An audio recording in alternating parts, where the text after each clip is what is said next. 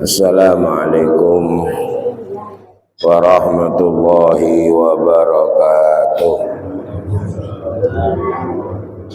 Bismillahirrahmanirrahim. Alhamdulillahi rabbil alamin, wassalatu wassalamu ala asyrafil anbiya'i wal mursalin Sayyidina wa maulana Muhammadin wa ala alihi wa ashabihi ajma'in.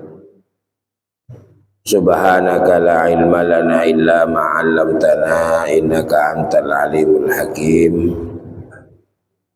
Rabbi shrah li sadri wa yassir li amri wa hlul 'uqdatam min lisani yafqahu qawli. Allahumma salli ala sayyidina Muhammadin salatan tashrah biha sudurana wa tajbur biha kasrana wa tuyassir biha umurana wa tughni biha faqrana wa salatan li kulli usrin yusra wa li kulli da'in dawa wa li kulli saqamin shifa wa salatan taj'aluna ahlana wa auladana wa dhurriyyatina min ahli ilmi dhahiran wa batina wa tahsyuruna wa tahsyuruhum bi ibadika salihin. Para hadirin hadirat jamaah kaum muslimin wal muslimat rahimana wa rahimakumullah.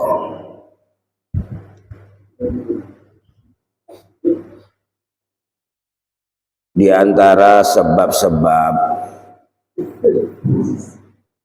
munculnya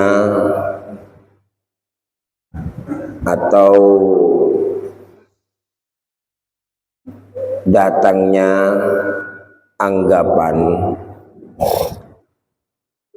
yang kemudian menyebabkan hilangnya semangat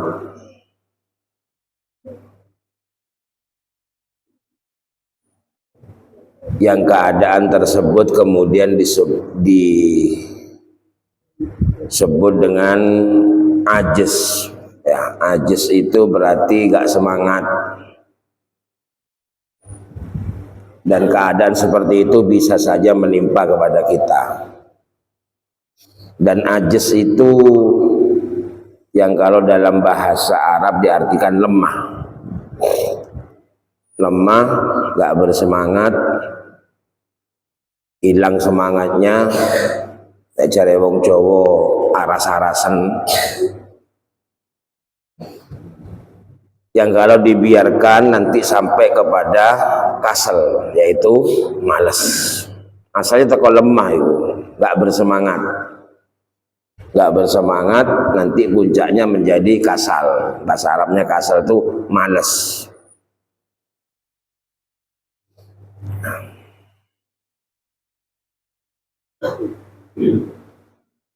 Ajz kasal ini menjadi bagian di antara sesuatu yang Rasulullah Shallallahu Alaihi Wasallam mengajarkan kepada kita supaya kita minta perlindungan kepada Allah.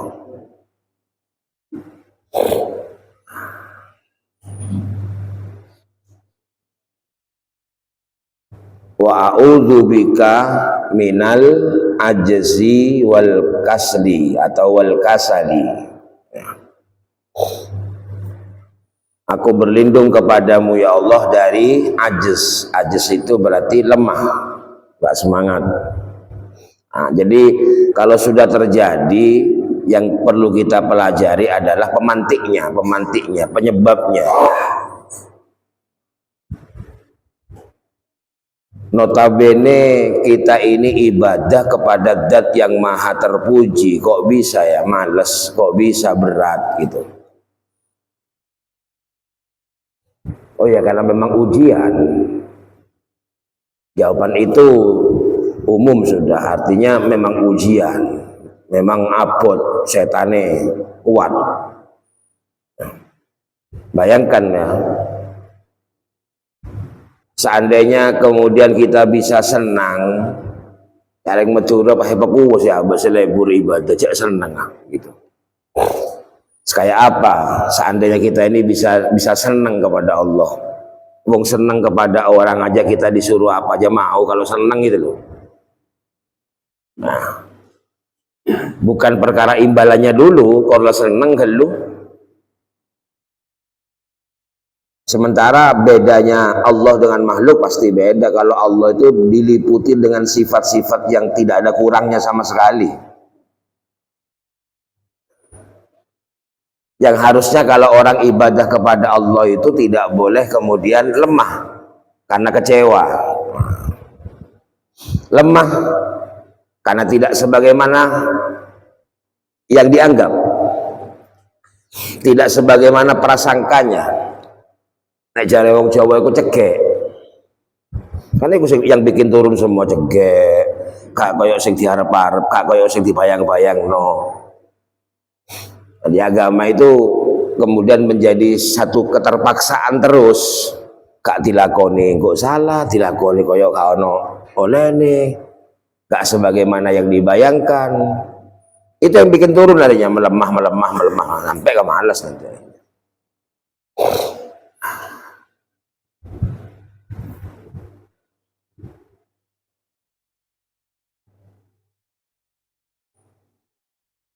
Ya persoalan utamanya pasti ada di nomor satu ya. Karena doa tadi yang saya baca itu bagian kedua dari yang pertama. Jadi kalau mau dicari sebabnya, jadi antara ajes dengan kasal ini beda makna tapi satu kesatuan. Ya nek wis males kalau sudah lemah itu turun sudah menurun. Makanya kalau urusan-urusan yang kita seneng gak males belas. Mana ada males kalau urusan yang kita senang. Kenapa kita pahami ini? Agar menjadi sebuah kesadaran. Sadar kalau kita ini belum sempurna. Minimal kalaupun belum ada di kondisi yang sempurna, kita ngaku dan pengakuan itu jujur betul paham bahwa memang kita gak sempurna. Ya.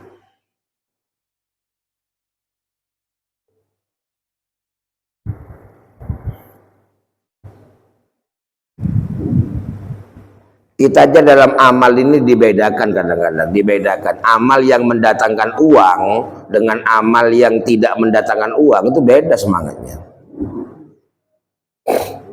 Padahal dua-duanya gak beda sebenarnya ibadah itu.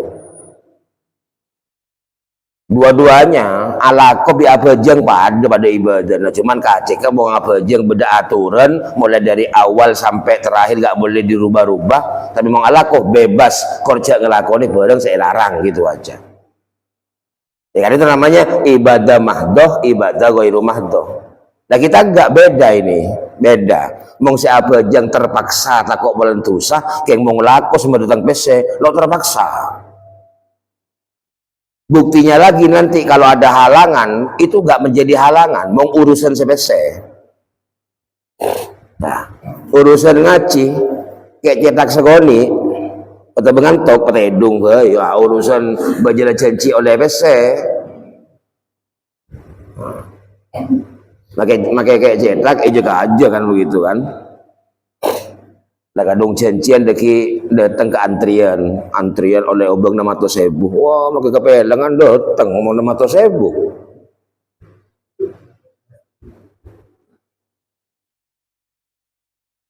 Karena lebur gitu. Seneng karena obeng gelak bisa ke belanja. Mong bajeng oleh apa tadi ke belanja.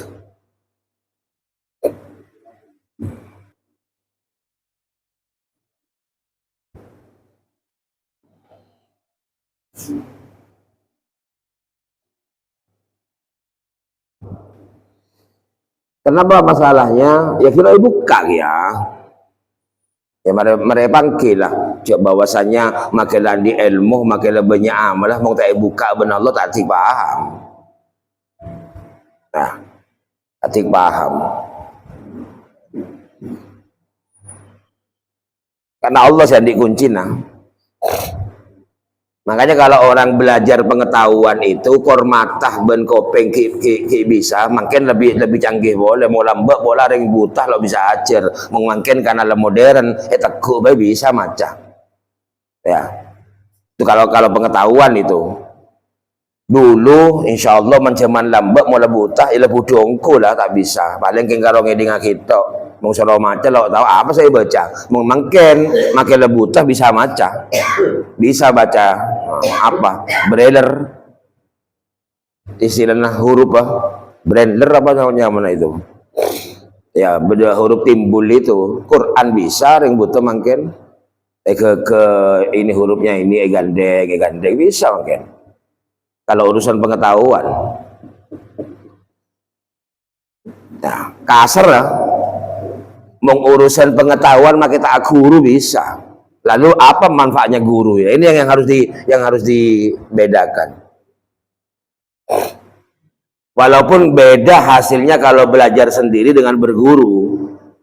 Karena kita berguru kepada orang yang ahli. Tapi kalau pengetahuan, pokok kor gelem ngedingaki, gelem maca, oh nih, tahu sudah. Kenapa kita berguru? Karena kita menunggu dibuka. Apa buka itu? Kalau dalam bahasanya itu namanya futuh, pembukaan, dibuka, barulah kemudian muncul yang namanya kesadaran.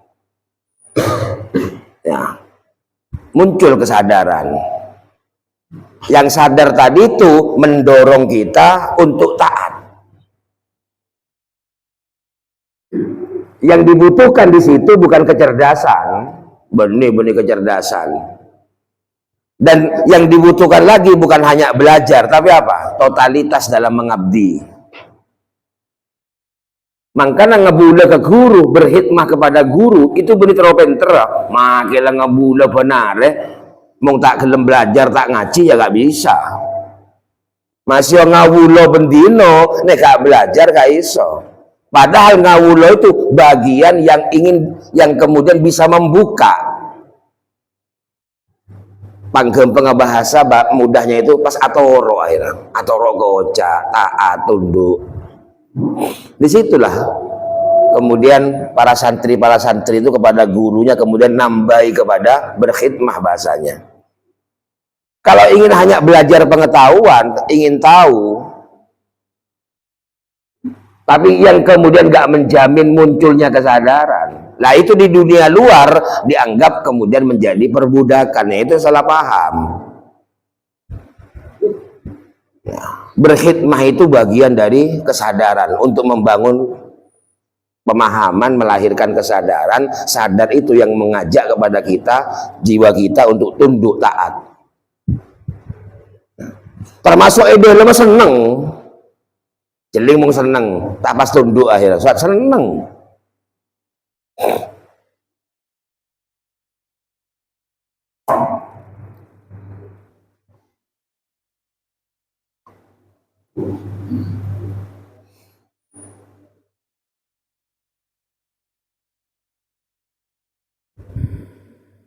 Makanya sopaja tak melemah, cek sompeken, jangan sumpekan, jangan sedian. Itu doa pertamanya itu. Supaya gak lemah,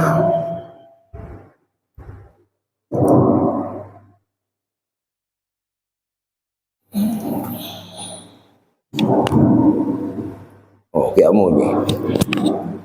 Jadi supaya gak lemah, artinya jangan sampai kita ini sumpek dan sedih. Itu masalahnya pertama itu. Tak bisa lah mungkin sompekan bersedian pas tak lemah itu.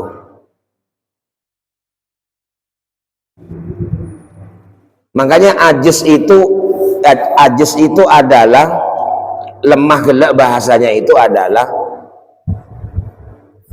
raubatul qalbi wa adamu quwwatil badan. Nah, itu pengertiannya itu. Apa sih ajus itu? Ada hati semangat, hatinya masih semangat, tapi badannya sudah gak mampu. Ya. hatinya masih semangat, tapi badan sudah gak mampu.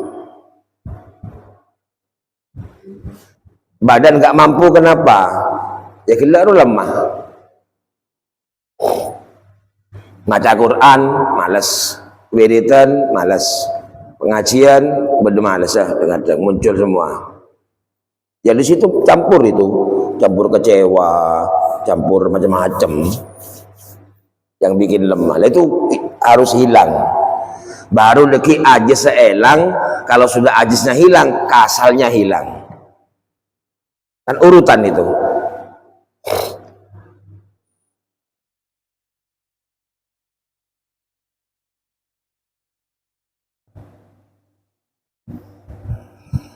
Orang yang semangat ke ibadah tapi badan tak kuat, maka sholat itu yang asalnya berdiri menjadi duduk, ya. Yang asalnya duduk gak mampu, turun lagi menjadi berbaring.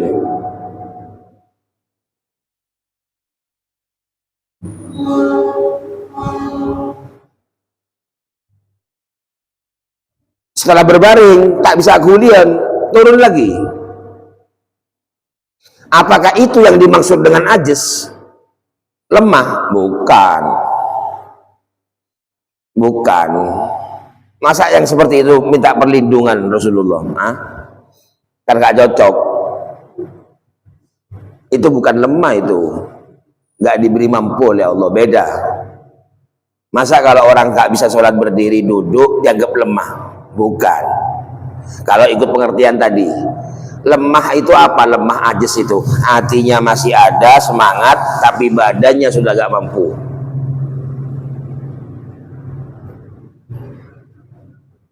Makanya mau beda orang tak apa Ramadan gara-gara sakit, memang gak dosa, tapi mau seneng karena tak apa itu maksiat di hatinya itu, karena rogbahnya sudah hilang semangatnya. Nah, orang sakit tak wajib puasa itu, orang yang sakit gak wajib puasa, kemudian gak puasanya gak dosa, walaupun nanti harus bayar hutang. Semoga orang akhirnya kepingin gak ninggalkan Ramadan itu kan karena ada kodoknya. Itu apa? Coba lo kodok kan seneng kan? Ya, coba lo kodok lebur tak apa Ramadan, cek tak kodok, cek makin sakit tak apa sah disuruh kodok, sangka deki orang kapi tak apa sah, kok apa sah majer gitu kan? Orang musafir itu boleh gak puasa kan? Tapi nanti wajib mengkodok puasanya di luar Ramadan. Akhirnya karena sengkah mengkodok, kemudian dipaksakan puasa.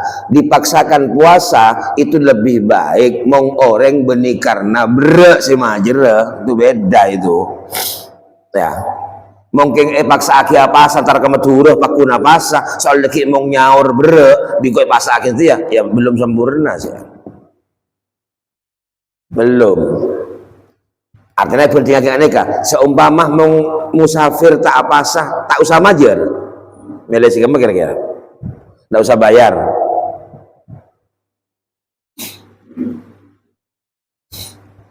Si paling rogi ini kan yang bini benikah apa tibi head tak oleh pasah tapi suruh nyorotang ya, bero itu. Padahal dia sebenarnya bukan gak mau puasa, tapi karena haid dilarang gak puasanya. Tapi lagi suruh majur, tepang orang ada siapa itu.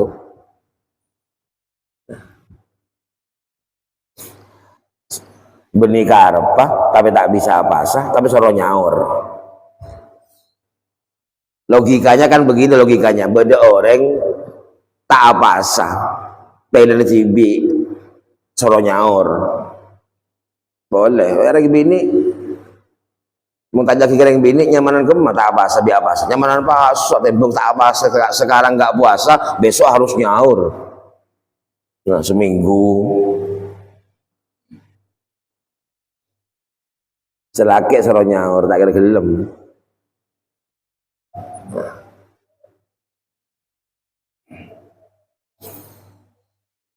Jadi kalau badan itu sudah gak kuat disebut ajis, keliru. Itu berarti antara Rasulullah minta berlindung dengan keadaan yang sudah ditetapkan Allah bertolak belakang. Bukan itu ya.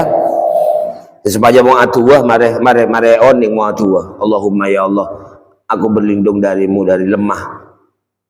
Dari lemah ateh semangat tapi badan lemes. Apakah ajis? Bukan. Dan nih apa sebab? Karena Allah Subhanahu wa taala berfirman, orang neke mung umur tambahi. Kalau orang sudah umurnya banyak, pasti menurun semua. Wa man nu'ammirhu nunakkisu fil khalqi. Wa man nu'ammirhu, barang siapa yang diberi umur semakin banyak, maka nunakkisu fil khalqi, akan berkurang kekuatannya. Berkurang semuanya. Nah, kalau sudah dikasih umur banyak semakin berkurang, apakah ini dianggap sebagai kelemahan? Bukan. Saya itu lagi Kanjeng Nabi, saya berlindung, itu juga berarti itu jelek itu. Ya Allah, aku berlindung dari lemah dan males. Berarti ini jelek ini dua ini. Loh, kok bisa dianggap jelek kalau lemah? Wong nyatanya Allah memang mengambil semua kekuatan kita. Semakin usia bertambah, semakin lemah. Aku orang kepi lah. Kurang di segala bidang lah pokoknya kalau orang semakin tua itu ya. Kebur leburah orang kapi makai pada orang makannya turun boy bekala bidang nak ngode mengakal cepet anak ngode banyak orang akan mau lah tua ngakan lawanan segoni itu umumnya begitu. Kalau sudah tua makannya pelan, habisnya juga gak banyak. Kalau sudah tua itu tepegah mulai sepong akan banyak. Mungkin mau sampai ada debu beda Pak Ustaz, letuwung akan ada banyak ya, sebagian kan titik sebanyak kalau cerita sebanyak mau beda kan berarti kan semua di dunia itu pasti ada pengecualian, mesti ada pengecualian. Ajalan bayi laon mulai tua, jalannya sudah pelan, tak bisa berkah. Mau nak ngode tolong ke kisah. Kalau masih muda, marjuk tojuk langsung mancung bisa. Tapi kalau orang sudah usianya banyak, tojuk ini kejekon lawanan, semakin tambah lambat semua. Ada deki sepo-sepo ini kak bajang tojuk, asal mancung jadi tojuk. Yang seperti ini sudah menjadi ketetapan. Apakah ini sebuah kelemahan? Enggak. Maka sampai adua terus benar ya Allah, saya berlindung dari kelemahan. Tetap lemah kalau usianya bertambah. Apa kan sia-sia doa itu berarti. Maka yang harus kita pahami, apa bahayanya ajis ini? Ajis ini bahayanya apa? Nanti kalau gak disembuhkan jadi kasal akhirnya. Bukan itu. Kalau itu sudah biarkan, memang sudah keadaannya, sudah sunnatullah, sudah kepastian ketetapan yang sudah Allah tetapkan bahwa orang ketika usianya semakin panjang, semakin bertambah, maka semakin tambah lemah. Jadi biasa wajar sholat duduk, bukan lemah itu. Sementara pengertiannya ajis itu, lemah itu hatinya masih ada kepingin mengerjakan, tapi badannya lemah, kok semangat. Akhirnya apa yang sebeda? Dipaksakan. Paksa aki tak nyaman, macam Quran kadang tak nyaman. Namanya ajis. Nah sekarang, kenapa kok bisa kemudian terjadi seperti itu? Ini caranya ya. Tidak ada ibadah itu, apapun bentuknya ibadah, yang penting jangan sampai batal ya. Saya ngomong sampai batal. Tidak ada ibadah itu yang penting gak batal, atau doa itu yang tidak diterima oleh Allah Subhanahu wa taala. Ini caranya. Tidak ada ibadah, karena ibadah itu yang paling utama sholat, sementara sholat itu juga punya arti kata doa, maka tidak ada ibadah ataupun doa yang ditolak, yang sia-sia. Kenapa sebabnya orang menganggap bahwa ibadah itu ditolak atau diterima? Itu karena dia punya tolak ukur atau membuat sebuah tolak ukur bahwa kalau diterima itu maka apa yang menjadi harapan keinginannya itu terjawab. Itu yang bikin main jadi lemes ke jiwa, jadi lemah. Tidak ada ibadah ataupun doa itu yang tidak diterima atau ditolak, nggak ada. Kalau ada orang menganggap bahwa diterima dan ditolak itu sebab dia punya ukuran kocak teremah mong apa saya pentah bersega terobeda, dianggap ditolak, tidak diterima, menjadi sia-sia kalau yang menjadi harapan atau yang diminta itu tidak terwujud.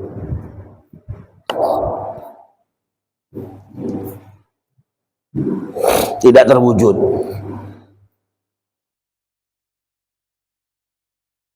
Akhirnya keluar apa? Kecewa.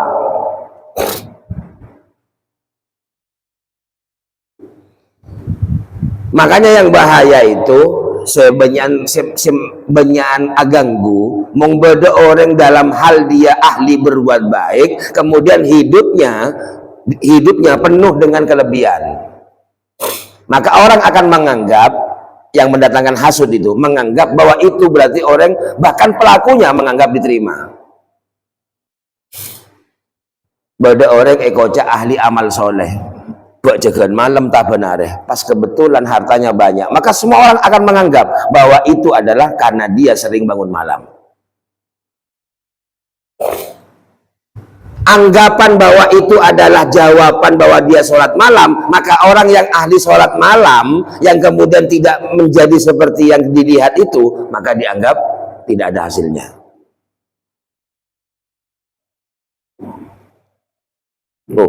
Tak manglo banyak rezeki lancar, cari ahli sedekah kan begitu kan, itu anggapannya. Artinya doa itu atau ibadah itu dianggap diterima, bahkan posisinya itu menganggap bahwa diterima kalau hidupnya ini apa yang diminta, yang diinginkan ada. Mau orang kafir tak ada masalah, orang kafir sudah orang yang ditolak oleh Allah. Begini, mak yang sia-sia wiritan itu ya, mong aba odi paskit bakun sarah. Ya, sesara itu, madal wiritan itu, atua itu adalah menjadi kekuatan supaya kita tidak berbuat yang lebih buruk lagi loh, dalam posisi yang penuh dengan kesulitan. Beni pas harus ketika orang neka oding sarah pahawiri terus gampang beni, itu juga menjadi pertahanan. Kenapa kemudian kalau kita punya amalan sholawat tapi oding bakun sarah, seakan-akan sholawatnya nggak ada manfaatnya, lo beri arti. Situng ahli sholawat banyak pesena. Pasti anggapannya adalah karena ini memang orangnya ahli wirid.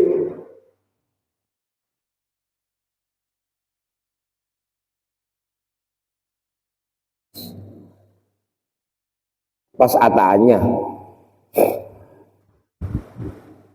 tapak goreng saya menganggap bahwa dirinya berhasil gara-gara amalannya.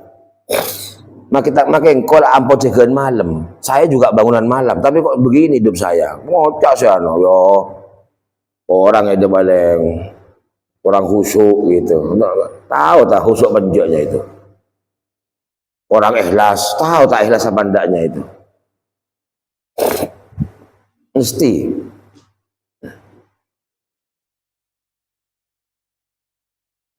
Anggapannya itu karena apa? Sebuah keberhasilan. Coba sampai lihat itu, kalau ada orang-orang yang itu apa, yang ada di dalam agama kita ini pada Islam mah, pas ekocak orang ahli ibadah gini-gini, pas andi banyak tunya, pasti dan berhasil. Lah kalau pandangan kita menganggap bahwa itu jawaban dari ibadahnya, jawaban dari amalnya, pasti kita berlaku kesebaliknya. Bagi kemudian yang ibadah dan doa yang tidak mengantarkan seperti itu, dianggap sia-sia. Itu yang bikin lemes akhirnya. Lama doh, engkau bakun dia tak begitu katanya. Tak bisa kalau ibadah gitu, doa dianggap sia-sia. Kenapa? Gak ada perubahan. Bahwa kita punya mindset cara berpikir sesuatu yang kemudian berubah sebagaimana yang kita minta, baru itu ada efeknya namanya. Baru itu ada manfaatnya. Kalau kita minta tapi pancet saja, dianggap sudah sia-sia. Padahal saya tadi sudah sampaikan, tidak ada doa yang tidak diterima oleh Allah Subhanahu wa taala. Arab andi pangrasah lo diterima karena sebayangaki seirap-arab tidak terjadi kan? Karena kita selalu menganggap bahwa orang yang hidupnya berkelebihan itu dianggap adalah jawaban amaliyahnya. Kita gak akan pernah berpikir gini, ojo cena ke kafir, gak terganggu, itu sudah gak dihitung. Yang mengganggu kita begini, saingan dalam ibadah, tapi nanti diukur dengan materi.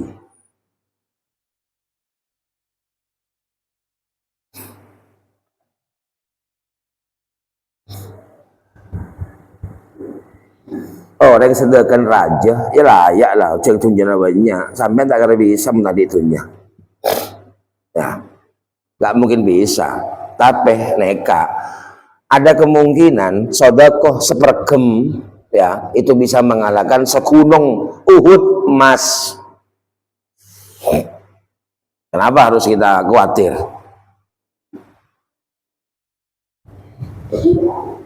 Mong sodakoh tak kira banyak cerita di kelebihan, tapi walaupun kadang sodakoh kecil bisa mengalahkan orang yang sodakohnya satu gunung emas. Coba beda orang aku sedekah segunung emas nega ada. Beda orang sedekah segunung emas. Ya makin lanjut segunung emas paling mau lagi minta ya cungkil lagi sekoni kah? Tak kira bagi kapi. Kerja minta emas lah. Paling cungkil lagi kan? Tak mungkin bahang lagi setrek tak mungkin. Bakun eman padahal segunung emas lah. Anggaplah di gunung emas, beda orang minta, paling kalau lagi, congki lagi sekoni, enggak bah. Padahal segunung, tak mungkin, lagi ngebetrek lah, ngebetrek koni, tak mungkin coba logikanya. Orang dunia itu memang begitu.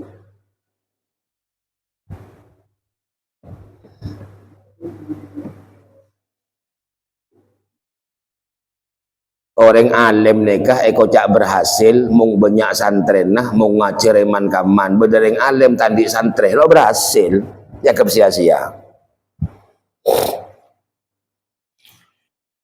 Pada akhirnya dekik pertama seperti itu, pada akhirnya apa mak lebur mung banyak santren gini-gini macam-macam ya oleh dunia banyak pasti itu kan sebuah keniscayaan. Sebuah keniscayaan. Makanya kan jadi berita, mau pondok raja pasti pengasuh dalam kisoki. Pasti. Nah. Bayangin mau santri sampai 15.000. Santrinya 15.000. Abri 1.000 rupiah besar 15 juta loh itu. Santri 15.000 itu ngasih uang 1.000 sehari 15 juta itu. 1.000 padahal sehari.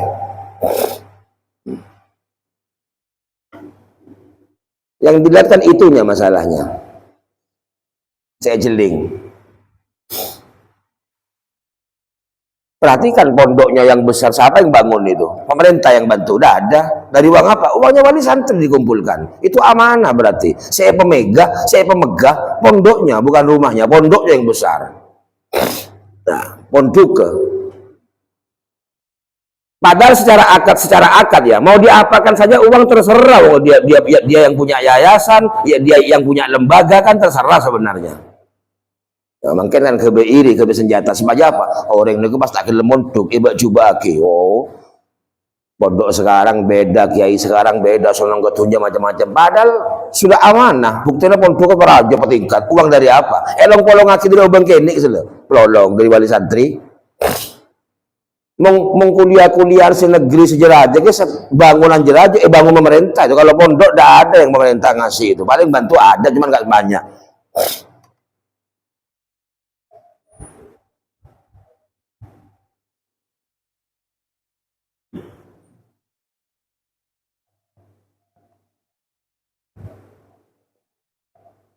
Jadi diukur seperti itu. Nah, itu yang dirasakan Arafah ibadah ya, mak taktik seneng ibadah ini kok gak sampai kemudian menjadi seneng, apalagi nikmat. Nikmat tuh habis seneng baru nikmat. Seneng ini sudah menghilangkan kesumpekan dan kecewa. Ya. Baru tak ajes. Mau orang apa yang tak bisa mancing tojuk benih ajes itu. Bukan, memang sudah sunnatullah umurnya tambah. Saya kocak ajes ini selalu apa? Selalu kecewa. Yang paksa aki. Kenapa? Karena yang diharapkan, yang saya ketero, saya bayangaki tidak terjadi soalnya. Masa abad tua etolak, padahal sementara orang kafir orang kafir gak iman ke Allah, tua nah etremah kalau dianiaya. Masa kita ini yang gak kafir ditolak? Loh, mandi pemikiran bahwa ibadah kita ini tidak diterima atau punya rasa kecewa. Kenapa? Karena gak sama dengan apa yang diinginkan. Akhirnya terus seneng tak bisa. Cereng saya ke BO koran apa yang ada pada orang. Padahal anggapannya bahwa orang itu diterima apa enggak kita gak pernah tahu. Tapi kecewa sudah ada. Kenapa? Kita punya ukuran. Kocak berhasil ibadahnya mohon ditunjang itu. Terus digembar-gemborkan itu bahwa orang ini kan orang semak ke Allah, oding makmur. Orang itu kalau dekat dengan Allah hidupnya makmur. Saya kocak makmur dunia sebenarnya. Saya seakan-akan kita siang malam ibadah ini minta makmur gitu. Akhir apa? Tahajud kayak belesah, duha kayak belesah. Keperluan itu sudah. Ioba boleh ngakui amalan apa ya? Mata sik auba. Pakai wirid apa? Pakai cara apa? Terus begitu. Kenapa? Karena menilai keberhasilan di situ. Kesimpulannya begini, pokok kalau ada orang yang kemudian dia itu dikasih kelebihan oleh Allah, seakan-akan orang itu mempunyai posisi keratu ke Allah, cari udah. Seakan-akan keratu. Sekarang ditanya gini, dibalik, apa sih tolak ukurnya orang itu diterima bangga oleh Allah? Gak ada yang tahu. Supaya ini hilang kecewa ini, biar semangat terus, biar hilang kecewa. Kalau kita membuat satu tolak ukur, apa kira-kira tolak ukurnya kalau orang ini dekat dengan Allah, ibadah diterima, kok kita punya perasaan bahwa ibadah kita sia-sia, gak sampai ditolak, Keng, apa hasilnya? Engkau ibadah, kok gini tuh, apa hasilnya? Kalau ada orang kemudian dia itu dianggap punya kelebihan, baik itu harta kedudukan, itu karena hasil ibadahnya. Sementara Kanjeng Nabi Muhammad SAW dia bersabda bahwa ada orang yang dengan surga tinggal sejengkal bisa agak masuk karena amalnya. Kalau amalnya yang banyak, berapa banyak sih amalnya? Oh, ada yang ibadah 500 tahun nggak dijawab apa-apa oleh Allah. Ada hasil lah. Kalau hanya kemudian kemakmuran orang itu diukur dengan cara berpakaian, diancam dengan Rasulullah bahwa kadang-kadang pakaiannya bisa lebih bagus dari akhlak yang bisa dibenci oleh Allah. Pakaian ini status. Kalau ada pakaian kemudian menjadi fitnah, ya itu menjadi dimurkai Allah. Begini intinya itu, ada orang kemudian berpenampilan sampai orang nganggap dia baik, tapi ternyata dia punya tujuan buruk, itu loh maksudnya. Hatinya masih buruk. Orang nganggap orang soleh, dia orang bagus, padahal sementara dia orang hatinya buruk. Nah, itu baru dibenci oleh Allah. Kalau kemudian ditolak ukuri dengan keilmuan, kenapa dengan Rasulullah kok diancam ada orang yang punya ilmu tapi lebih bahaya dari Dajjal? Lalu apa kita tolak ukuri begitu? Nah, itu pertanyaannya. Apa tolak ukuri? Pada saya panggil, sama-sama gak ketemu semuanya ini. Nah, kalau sama-sama gak ketemu, kenapa kok bikin kecewa hidup ini? Kok menjadi kecewa hidup ini? Yang kadang kecewa itu hari turun ibadah itu. Penghambaan turun, gak mungkin bisa seneng, gak mungkin bisa nikmat. Itu jawabannya. Ya, ketika jangan dibuat guyon toh. Baca Quran dengan ngitung uang enakan mana? Ngitung PC baca Quran. cucur senang ngitung PC setengah jam lo keringking mung PC saya bitong lah narik arisan atau empuk rame-rame bitong penot semitong tak keringking sekali macam Quran terlalu lembur ini cetak lah cetrahum lah saya kabur lah huruf ya memang begitu keadaannya memang begitu kenyataannya memang begitu. Apa sebabnya ya karena kita ini belum seneng. Mak seneng, jarang kecewa. Mak kecewa. Nih jarang jawab. Ki ampo cege, ampo kecewa, ampo tak sebagaimana yang diharap. Ya kenapa? Karena kita punya patokan bahwa ibadah ini harusnya apa yang kita minta itu harus ada kan, baru kau cek terima.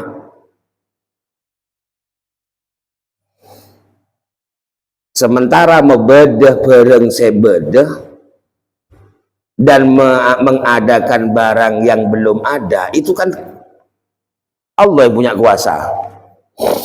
Allah ini mampu mengadakan barang yang sudah ada, jelas sudah ada. Allah mampu mengadakan yang tidak ada, mampu. Tapi minta ada lo agak harap. Gak punya keinginan sehingga kita paksakan untuk yang sampai minta itu kan sebenarnya yang belum ada kan, terlalu berbeda. Berarti kan kalau kita doa, kita minta sesuatu yang belum ada, mau diadakan. Lalu kita tahu kalau yang mampu mengadakan sesuatu yang belum ada itu Allah.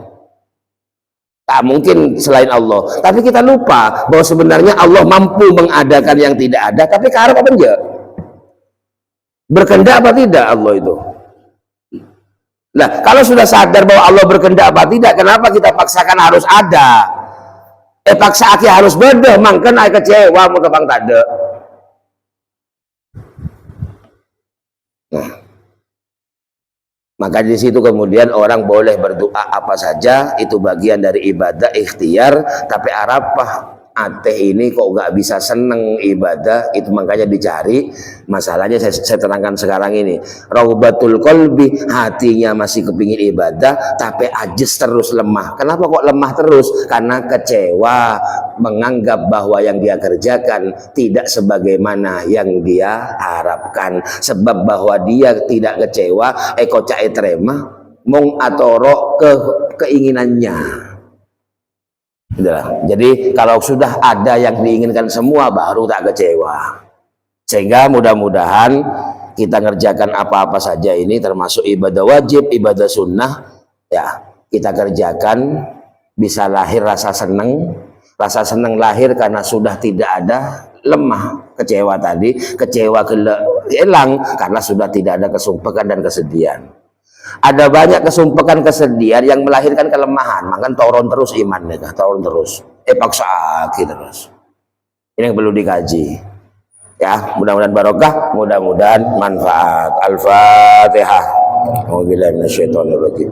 Bismillahirrahmanirrahim. Alhamdulillahirabbil alamin. Iyyaka na'budu wa iyyaka nasta'in. Ihdinas siratal mustaqim, siratal ladzina an'amta 'alaihim.